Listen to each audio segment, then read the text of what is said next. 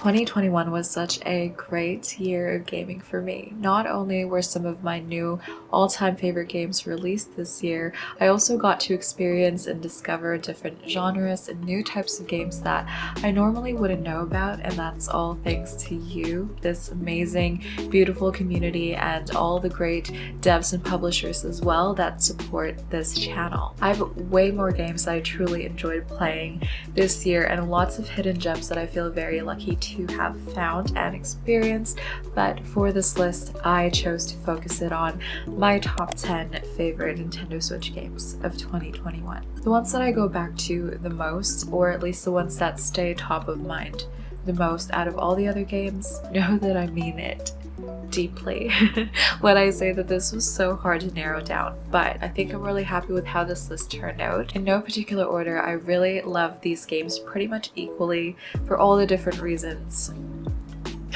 Starting off with Animal Crossing New Horizons. Now hear me out. I know this game came out in 2020, but they just came out very recently with the 2.0 update that pretty much changed the whole game almost completely. It added the remaining characters that we've been missing from previous Animal Crossing games if you've been a long time Animal Crossing player.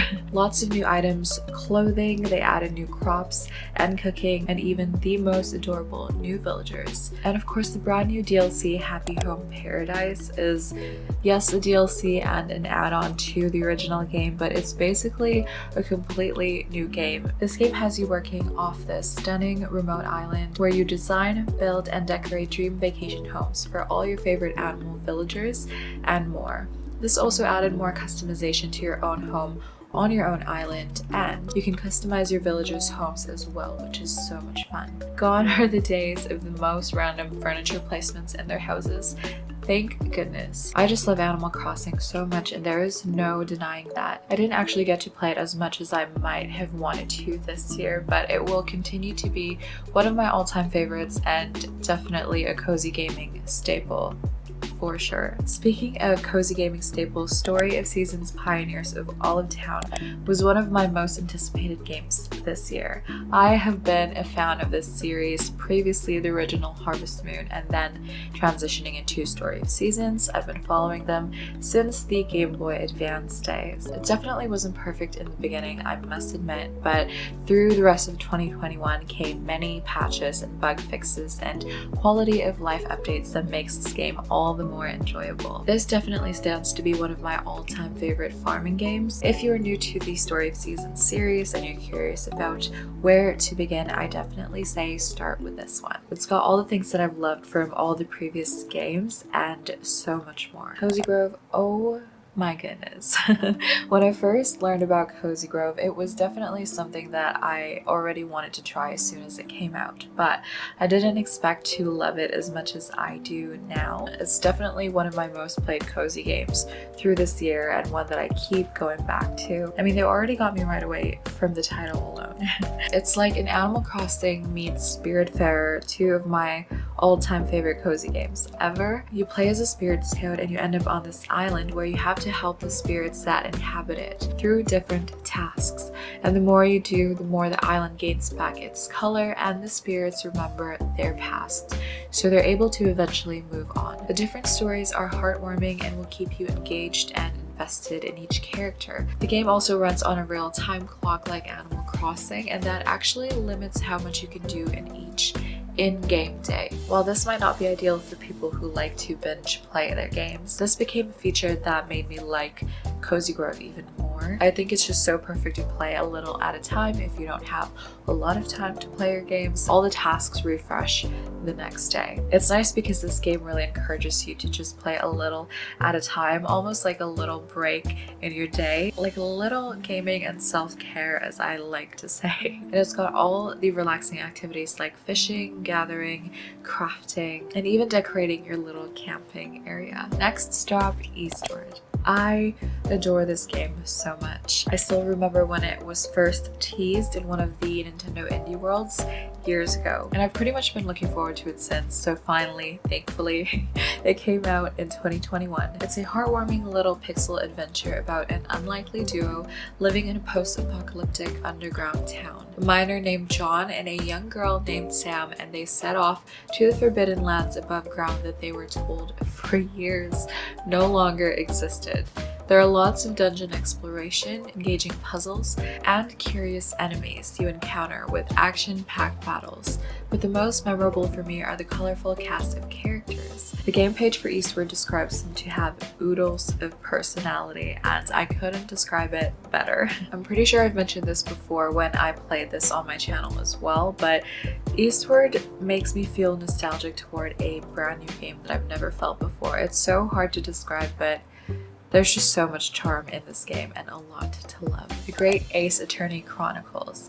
This is another series that I've played throughout all of my Nintendo handhelds, pretty much. But what I liked about this one the most is that it's set in past times in late 19th century Japan and England, and it focuses on the origins of the ancestors of Ace Attorney, which makes it even more interesting and engaging for me, at least. It's a murder mystery game, super fun if you're into that kind of thing, and I surely am.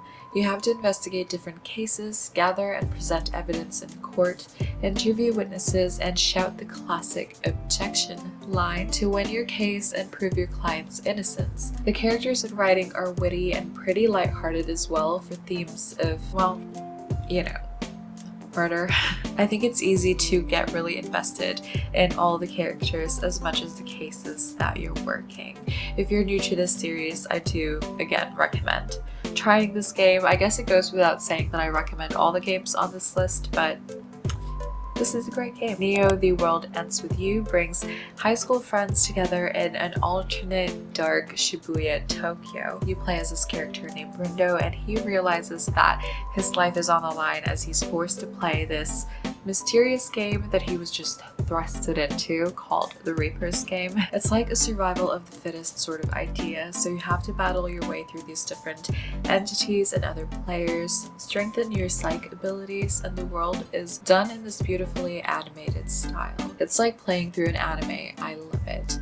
The music is so good for people who might also enjoy Persona games like I do. It's nothing super similar, but it does sort of give me a similar type of vibe with the music, and there's also this strange app like in Persona 5 that shows up on their phone, and it plays a huge role in this alternate world where the game takes place in. Such a good game, and I think one that off of this entire list I wasn't expecting to love so much. Not that I thought it would be bad. I know the DS one gained a lot of popularity, but I guess I just had no expectations for it.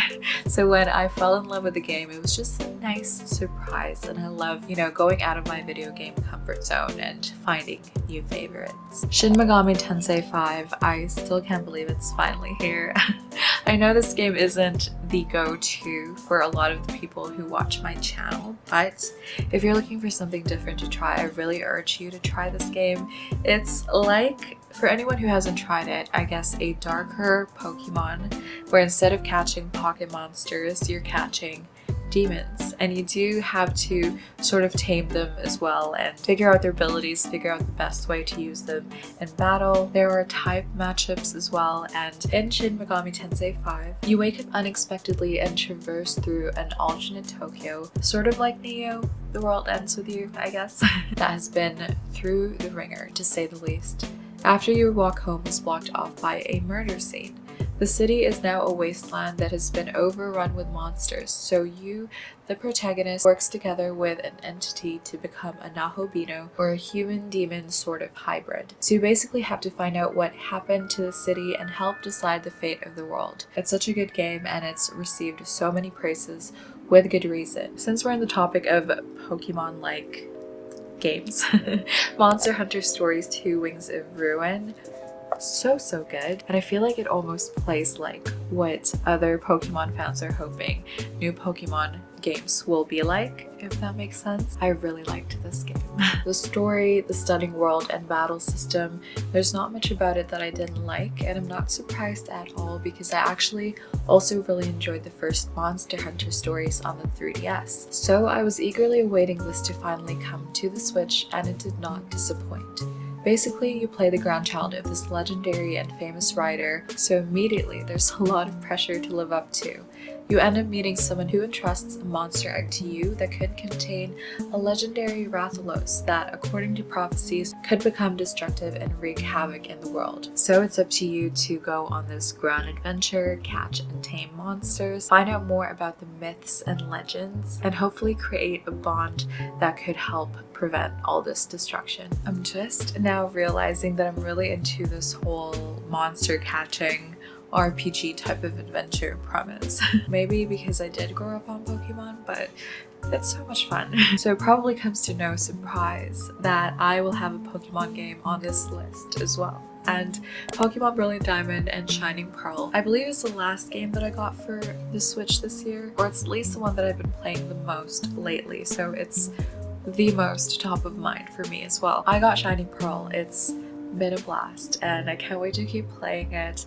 I am even wearing, well, it's set in the Sinnoh region, but I'm wearing my Kanto Badges hoodie today. I mean, there's nothing totally groundbreaking about this game. It is a remake of the Pokemon Pearl and Diamond for the Nintendo DS. The underground system is fun. I think the art style is cute. I totally understand it's not for everyone, but I think it's a perfect game too for kids or grown-ups like myself who are new to the series. It's my niece's first Pokemon game that she's playing by herself, and she is so excited to trade version exclusives with me. I think it's the most adorable thing. And I think that's a charm about Pokemon games as well for me, is that it can be enjoyed by all generations. And likewise, if you've been playing Pokemon for a long time like myself, then it's got everything that you could expect and love in Pokemon games. I think it's a great addition to the Pokemon library on the Nintendo Switch because we haven't really gotten a very just vanilla Pokemon game. We've got Pokemon Let's Go Pikachu and Let's Go Eevee, which introduced a different mechanic to the games where you just throw the Pokeballs kind of like on Pokemon Go. And then we got Sword and Shield, of course, the first sort of foray of the Pokemon series in a more sort of open world and an improvement on graphics. But with that said, words can't even put into perspective how excited I am for Pokemon Legends Arceus that is coming out in just a few weeks. For all other Pokemon fans who watch my channel, definitely expect a video on that when it releases. I can't wait. And last but not the least, the Game Awards 2021 Action Adventure winner. I hope I got that category right, but basically it won an award, and understandably so. It's Metroid Dread. Samus finally came back for another side-scrolling adventure. In this game, you're trapped in a dangerous planet called ZDR, or ZDR for my American friends, and it's been overtaken by vicious aliens and robots. As a bounty hunter, you have to destroy them and neutralize the threats and discover all the secrets of this strange land.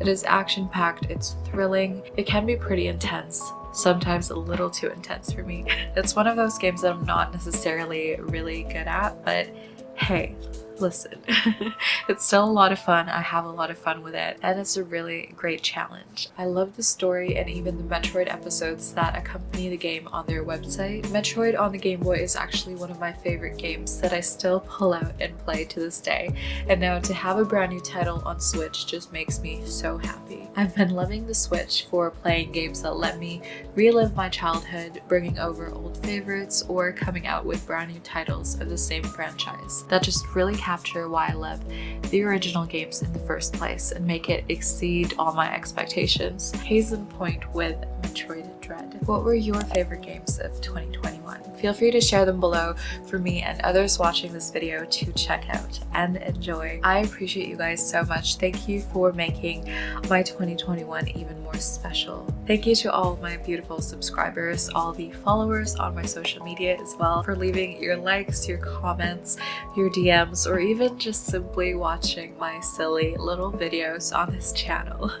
It really means the world to me. Merry Christmas to those that celebrated, and happy holidays to Whatever it is you celebrate this time of year, I hope it is joyous, I hope it is blissful. And finally, have a safe and cozy New Year's.